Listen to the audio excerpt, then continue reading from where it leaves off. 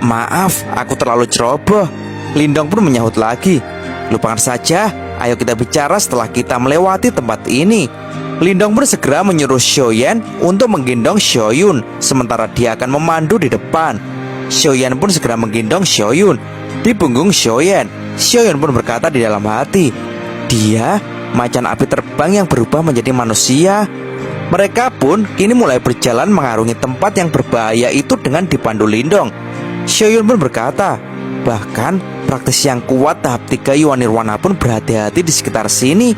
Bagaimana bisa Lindong berlari di tempat yang penuh dengan ranjau di sekelilingnya? Karena ternyata saat ini Lindong menggunakan kekuatan simbol pelahapnya. Dan tiba-tiba saja Lindong pun menyuruh mereka untuk berhenti dulu karena ada sesuatu di depan. Itu adalah seperti gumpalan api yang berwarna pekat. Bola api hitam itu berkedip-kedip seolah-olah memiliki jiwanya sendiri.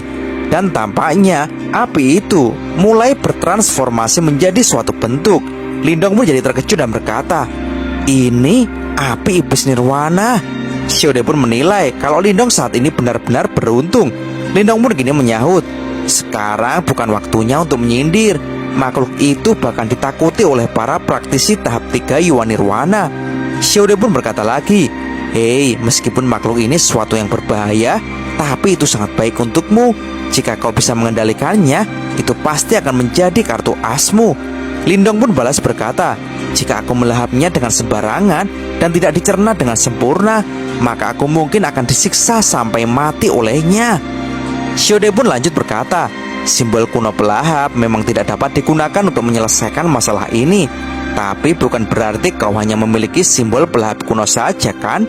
Lindong pun menyahut, maksudmu jimat batu? Xiaode pun menyahut, yap. Xiaode pun segera menggunakan jimat batu. Seketika api iblis nirwana pun langsung menatap tajam.